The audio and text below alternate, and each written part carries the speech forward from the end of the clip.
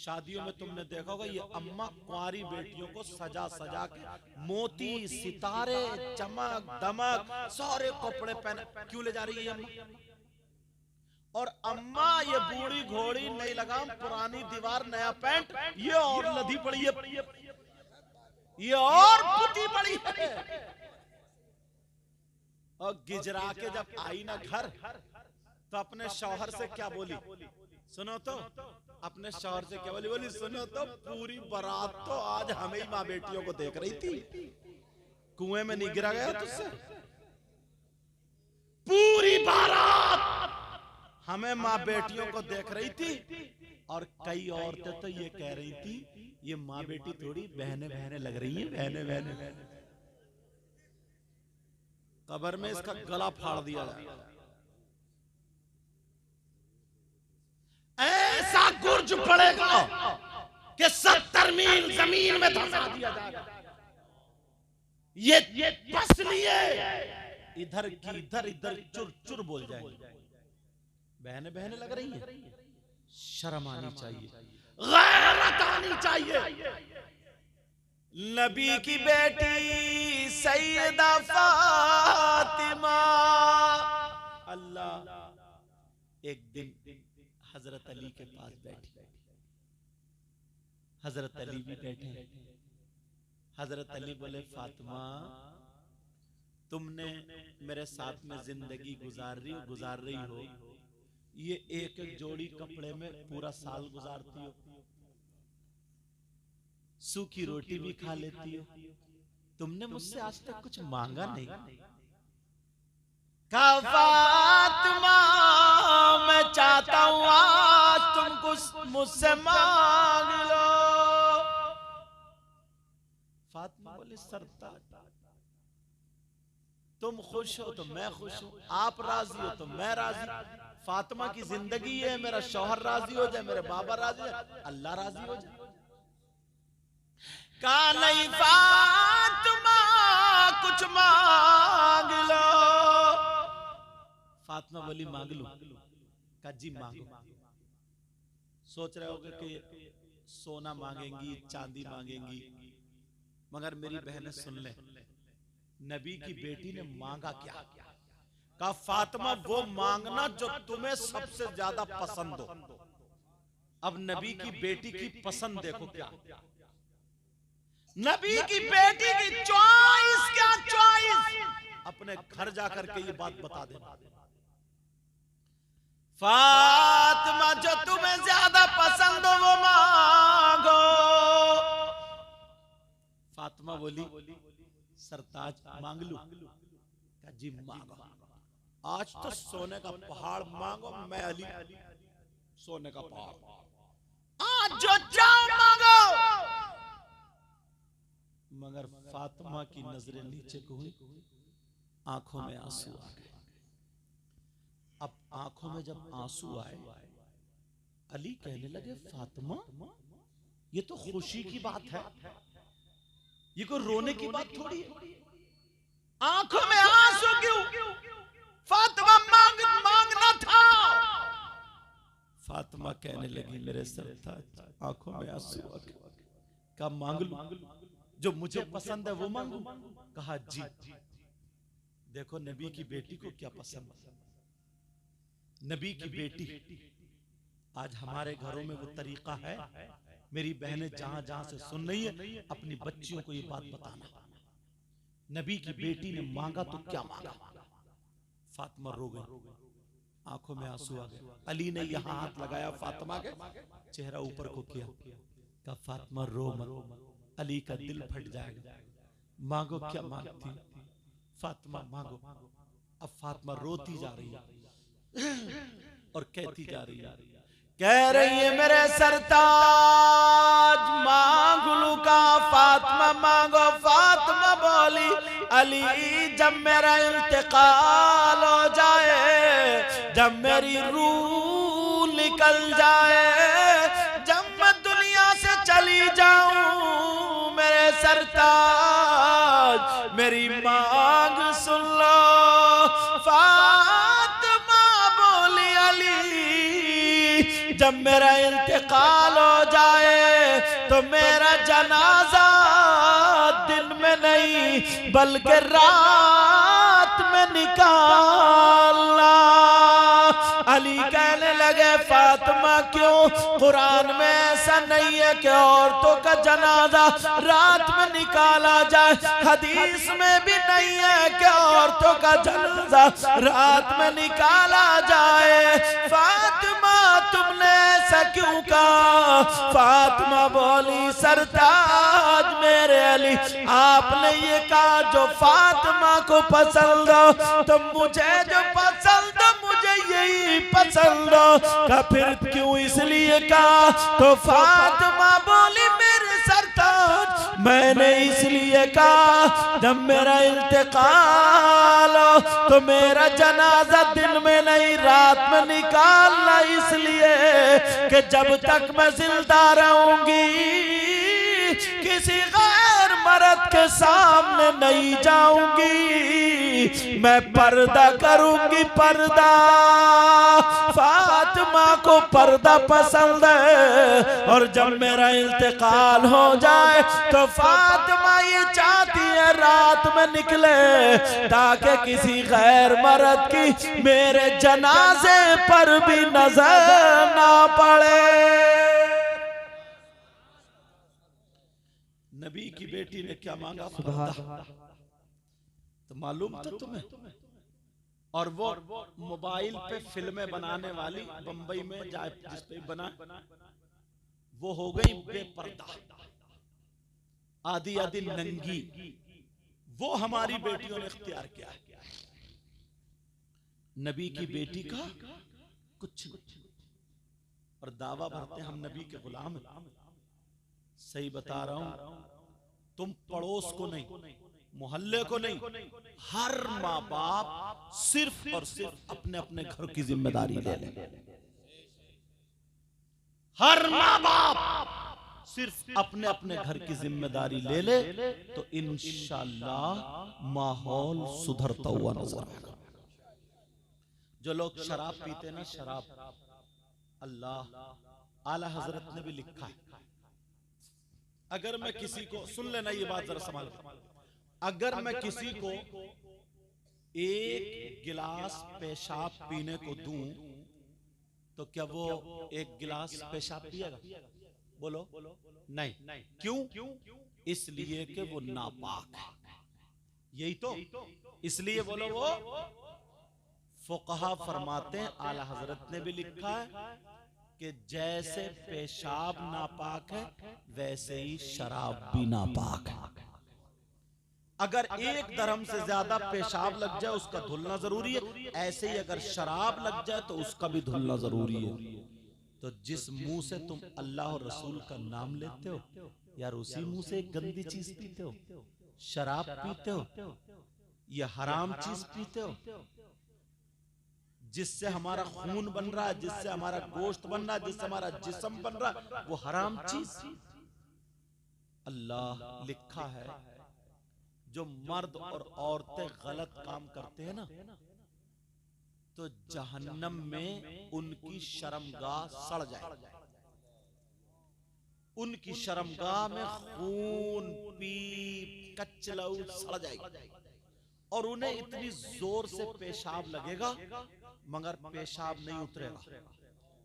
उनके पेट ऐसे हो जाएंगे जैसे मटके, मसाने उनके भर जाएंगे।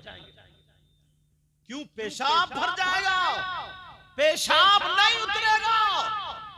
अब वो चीखेंगे, चिल्लाएंगे, पेशाब पेशाब पेशाब। उधर वो लोग जो शराब पीते, अल्लाह उनकी प्यास इतनी बढ़ा देगा, जहन्नम में इतनी बढ़ जाएगी, वो कहेंगे हाय हाय कुछ पीने को, हाय कुछ पीने को, कुछ मिले पीने को, कुछ मिले पीने। तो मालूम है ये जो शराबी है ना, शराबी, अब अल्लाह के हुक्म से उन लोगों को जिनके पेट बड़े हो गए थे, शर्मगाहें उनकी सड़ गई थी, उनका पेशाब उतरेगा। तो पेशाब जब उतरेगा, शर्मगाहें सड़ गई हैं, तो खून पीप कचलऊ गंदा मैल और पेशाब ये सारी चीजें और जहन्नम की काली आग, ये सारी चीजें मिल करके एक गड्ढे में, हौज में जमा हो जाएंगी। और ये शराबी जब तड़पेंगे शराब के लिए तो इनको वो गंदा मैल और पेशाब पिलाया जाएगा। अल्लाह मेरी तौबा। बोलो आज के बाद कोई शराब पिएगा? पिए? हाथ उठाओ सब लोग, हाथ उठा के तौबा करो, हाथ उठा के। जो पीता हो या ना पीता हो उठाओ हाथ। बोलो या अल्लाह, आज के बाद हराम चीज से दूर रहेंगे और नमाजों की पाबंदी करेंगे और तमाम बुराइयों से बचते रहेंगे। सही बताऊं? तुम दो दो एक एक करके ना, तवज्जो रखो मेरी तरफ, दो दो एक एक करके अगर ऐसे ही संभलते रहे तो इंशाअल्लाह एक दिन वो होगा कि हम और आप कामयाब हो जाओ। बोलो इंशाअल्लाह। नमाजों की पाबंदी होगी। तुम्हें कोई शख्स ऐसा मिल जाए, बात थोड़ी कड़वी है, सुन लियो, जो बेटा, सगा बेटा अपनी मां के साथ गलत हरकत करता हो, कितना नीच होगा, कितना बुरा होगा, कितना जलील होगा। उससे खराब कोई हो सकता है? जो सगा बेटा अपनी मां के साथ जिना करना, जिस मां ने 9 महीने पेट में रखा, जिस मां ने दूध पिलाया, है कोई ऐसा? तुमने देखा आज तक? अगर मिल जाए तो उससे दोस्ती करोगे? बोलो, उसे प्लेट में खिलाओगे? उससे रिश्तेदारी करोगे? और अगर तुम में से कोई हो तो तौबा करोगे? अब मैं हदीस सुनाने के लिए जा रहा हूं। कौन है वो? आज के दौर में 10% हो गए हम। मर सकता है मगर मां के साथ गलत हरकत नहीं कर सकता। वो कौन है? सुनो, नबी फरमाते हैं सूद और ब्याज। नाम सुना होगा तुमने, सूद और ब्याज। आका फरमाते हैं जो इसका गुनाह होता है उस गुनाह के 70 दर्जात। कितने बोलो? 70 दर्जे। इतना बड़ा, इतना बड़ा, इतना बड़ा, इतना बड़ा, 70 दर्जात। एक बड़ा वाला, फिर उससे छोटा, फिर उससे छोटा, फिर उससे छोटा, फिर 70वां सबसे छोटा। दूसरी हदीस में 73 दर्जों का जिक्र है। 70 दर्जों में सुनो, सबसे छोटा वाला दर्जा जो है उसका गुनाह और पाप ऐसा है जैसे सगे बेटे का मां के साथ जिना। कोई सूद का रुपया खाएगा? कोई ब्याज का रुपया खाएगा?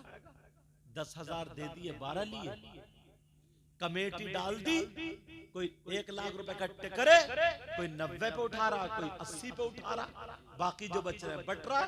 ये नाजायज और हराम। हाँ, अगर 10-10 हजार रुपए इकट्ठे करके 1 लाख जमा कर लिए, उसमें कोई घटाओ बढ़ाओ नहीं है, वैसे ही जिसको जरूरत वो दे दो, अगले महीने में दूसरा ले लो या कुरानदाजी कर लो, तो ये जायज। समझ में आ रही बात? नबी फरमाते। अच्छा, नबी की बात गलत हो सकती है क्या? ये एक हदीस आखिरी दर्जे की सुना रहा हूं।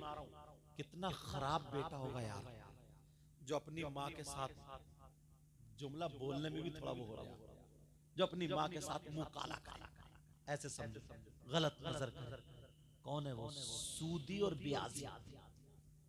सूद और ब्याज का लेने वाला, देने वाला, उसके गुनाह के नबी फरमाते 70 दर्जे। छोटे वाले दर्जे का इतना गुनाह है और बाकी 69 बड़े बड़े बच्चे, उनका कितना होगा? कोई खाएगा, सट्टा लगा दिया, 500 रुपए कमाए, 200 रुपए बचा लिए, 300 का सट्टा लगा दिया और रात को सो गया कि अब तो मैं सुबह को अनिल अंबानी हो जाऊंगा। आज तक कभी कोई सट्टेबाज मालदार हुआ? आज तक कभी भी कोई सट्टेबाज कहीं भी मालदार हुआ, बल्कि बीबी को और बेच के चला गया। ऐसी मिसालें सुनने में आई हैं हजरत। घर बेच दिया, बीबी दूसरों के पास छोड़ दी, रख दिया।